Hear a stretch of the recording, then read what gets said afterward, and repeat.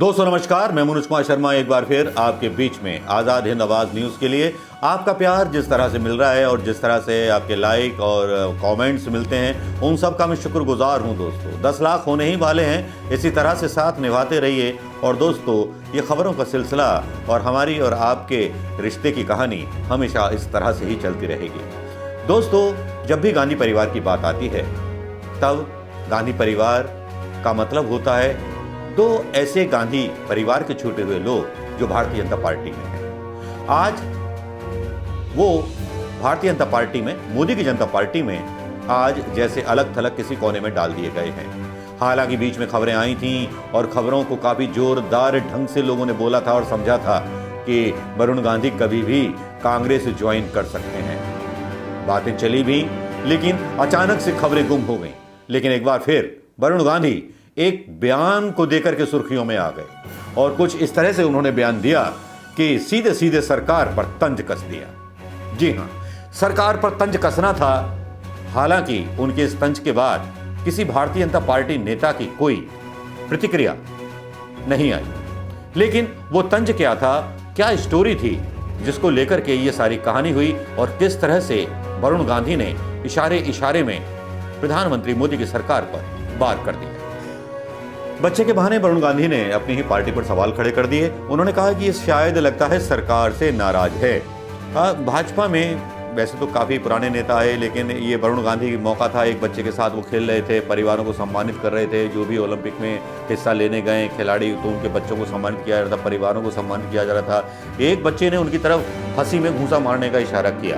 इस पर वरुण गांधी ने तुरंत मौका लपकते हुए केंद्र पर निशाना साधा। उन्होंने कहा बच्चे की तरफ इशारा करके कि ये तो बड़े होकर बॉक्सिंग करेंगे, लगता है सरकार से नाराज हैं। इसके बाद मन से लोगों को संबोधन में विरोधियों पर तंज कसते हुए कहा, हमारे जो सबसे युवा खिलाड़ी हैं उन्होंने तो आज मेरी ऐसी धुलाई कर दी जैसे मेरा कोई राजनीतिक प्रतिद्वंदी आज तक नहीं कर पाया। बता दें ये पहली बार नहीं है, वरुण गांधी के कैबिनेट में शामिल होने की चर्चा के बाद भी उन्हें कोई पद नहीं मिला। इससे पहले 2019 के लोकसभा चुनाव के बाद भी वरुण को कोई पद नहीं दिया गया। मोदी और शाह के आने के बाद ये बात तो तय है कि मेनका गांधी और वरुण गांधी की हैसियत भारतीय जनता पार्टी में एक कोने में पड़े हुए उस डस्टबिन की तरह हो गई है, जिसमें केवल कुछ चीज़ों को फेंका जा सकता है, लेकिन उन्हें इस्तेमाल के लायक भी नहीं समझा जाता। मतलब डस्टबिन का तो इस्तेमाल हो सकता है, लेकिन वहाँ इस्तेमाल नहीं हो सकता। बताया ये जाता है कि 2014 में वरुण गांधी ने सोनिया गांधी और राहुल गांधी के खिलाफ प्रचार करने से मना कर दिया था और उसके चलते भारतीय जनता पार्टी में वरुण गांधी की हैसियत लगातार कम होने लगी।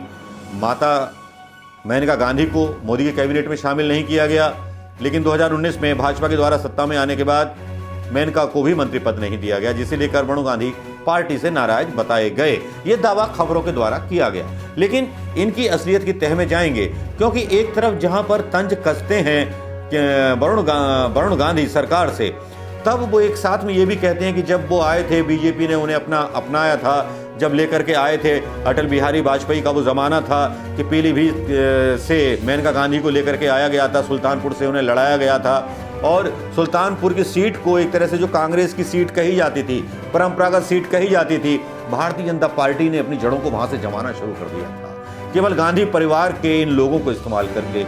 लेकिन इस्तेमाल तो हुआ और इस्तेमाल करके फेंक देना भारतीय जनता पार्टी के नेताओं का जो आज का रिवाज नहीं है, ये बहुत पुराना रिवाज है। हालांकि कयास लगाए जा रहे थे कि वरुण गांधी या मेनका गांधी में से किसी न किसी एक को मंत्रिमंडल में जगह दी जाएगी, फिट किया जाएगा।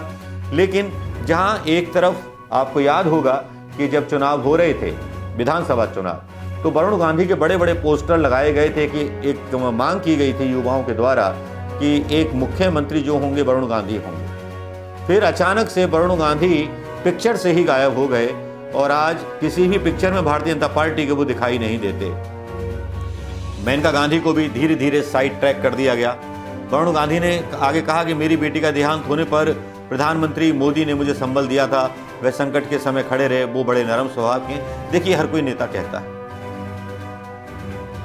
कहता है, जिस पार्टी में होता है वो चाहता है कि प्रधानमंत्री का प्रश्रय उसके ऊपर रहेगा तो थोड़ा बहुत भला हो जाए। लेकिन वरुण गांधी ने भी कहा, ये खबरों में बताया जाता है, जो खबरें बताती हैं वही हम देखते हैं। संजय गांधी की मौत के बाद मेनका गांधी और दादी इंदिरा गांधी में तकरार बढ़ी थी, ये भी हमको पता है। मेनका गांधी ने आधी रात को घर छोड़ा था अपनी राजनीतिक महत्वाकांक्षाओं को लेकर के।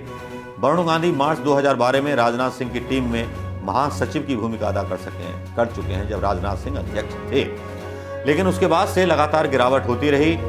बस इस्तेमाल हुआ तो गांधी परिवार के खिलाफ इस्तेमाल हुआ या सीटों के लिए इस्तेमाल हुआ। सांसद वरुण गांधी बस कहीं साइड ट्रैक होते चले गए, इसीलिए बीच में अटकलें भी लगीं। और ये कितना सही है कितना गलत ये नहीं कह सकते कि बहुत जल्दी ऐसा माना जा रहा है। अटकलें जो पहुंचती हैं ऊपर तक पहुंचती हैं। भारतीय जनता पार्टी के हाईकमान तो बस दो ही हैं, मोदी और शाह। उन तक जब ये चीज़ें पहुंचती हैं तो और भी एक तरह से किनारे करने की कोशिशें शुरू हो जाती हैं। वरुण गांधी न किसी प्रसिद्ध परिवार को अपने यहाँ लेके आते थे, तो यूपी में सेंध लगाने के लिए इन्हें दो परिवारों की जरूरत थी। एक तो गांधी परिवार से इन्होंने मेनका गांधी को तोड़ा था और दूसरा लाल बहादुर शास्त्री के परिवार को तोड़ा था। तोड़े कांग्रेस के ही लोग थे।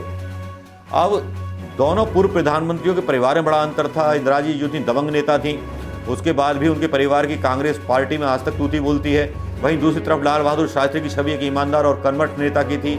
तो दोनों पूर्व प्रधानमंत्रियों के परिवार को भाजपा ने इस्तेमाल किया और यूपी में अपनी जगह बनाई, किसी न किसी तरीके से आकर्षित भी किया मेनका गांधी को। और वरुण गांधी के साथ जब शामिल हुई तो बहुत सारा सम्मान दिया गया। लगा कि सम्मान मतलब लुटा दिया जाएगा वरुण गांधी और मेनका गांधी के चरणों में। अगले मुख्यमंत्री उत्तर प्रदेश के वरुण गांधी को बना दिया जाएगा। एक आशा जागी, लेकिन भारतीय जनता पार्टी 3-3, 4-4 मुख्यमंत्री बना सकती थी, लेकिन वरुण गांधी के लिए एक मंत्री पद भी उन्होंने लायक नहीं समझा। एक तरह से गांधी परिवार की बेइज्जती इससे ज़्यादा क्या होगी, क्योंकि चाहे वरुण गांधी की बेइज्जती करना हो या मेनका गांधी की बेइज्जती करना हो भारतीय जनता पार्टी को, दरअसल उसका निशाना दिल्ली में बैठे उस गांधी परिवार पर रहता है जिस गांधी परिवार में राहुल गांधी और प्रियंका गांधी का दिल से रिश्ता वरुण गांधी के साथ है। वरुण गांधी को बार बार ये एहसास कराया जाता है या कराया जाता रहा है कि तुम्हारी ये हालत केवल इसलिए है क्योंकि तुम उस परिवार से हो, और उस परिवार के मान सम्मान को ठेस पहुंचाने के लिए एक तरह से वरुण गांधी और मेनका गांधी को बेइज्जत किया जाता है। लेकिन सियासत में कभी कभी बेइज्जती जानबूझकर सहनी भी पड़ती है, क्योंकि हम गलती कर चुके होते हैं सियासत में, इसीलिए इतनी खामियां भुगतनी, मतलब इतना सारा सब कुछ भुगतना पड़ता है। मेनका गांधी केवल इसी शर्त पर शामिल हुई थी कि उन्हें सम्मान मिलेगा, वरुण गांधी को सम्मान मिलेगा, मेनका गांधी को सम्मान मिलेगा। और आज अमित शाह और प्रधानमंत्री मोदी की बीजेपी में वरुण गांधी तरस रहे हैं कि उन्हें उनकी पहचान वापस मिल जाए। मेनका गांधी साइड ट्रैक तब क्या ऐसे में संभव है कि वरुण गांधी अपना रास्ता खुद चुनेंगे, या संभव है कि प्रियंका गांधी उनको कांग्रेस में आने का न्योता देंगी, या जिस तरह से सरकार पर तंज कसा वरुण गांधी ने, हो सकता है कि राजनीति में रिश्ते कभी स्थायी तो होते नहीं, और कोई गुस्सा भी स्थायी नहीं होता, कोई कटुता भी स्थायी नहीं होती, कि रिश्ते कब पुरानी मोहब्बतों में बदल जाएं, कब ये दोनों परिवार एक हो जाएं, कब मोदी और शाह के लिए ये चुनौती बन जाएं उत्तर प्रदेश की सरजमीन पर। क्योंकि दोनों परिवारों का एक होना एक तरह से बीजेपी के लिए सबसे बड़ा झटका होगा, सबसे बड़ा सदमा होगा और सबसे बड़ी हार। अब देखना यह है दोस्तों कि वरुण गांधी का अगला स्टेप क्या होगा। हालांकि प्रधानमंत्री मोदी की सरकार पर उंगली उठा करके उन्होंने एक तरह से जंग ऐलान की शुरुआत तो कर दी। आप क्या सोचते हैं दोस्तों? कमेंट कीजिए, शेयर कीजिए और लाइक कीजिए। थैंक यू दोस्तों, नमस्कार, जय हिंद।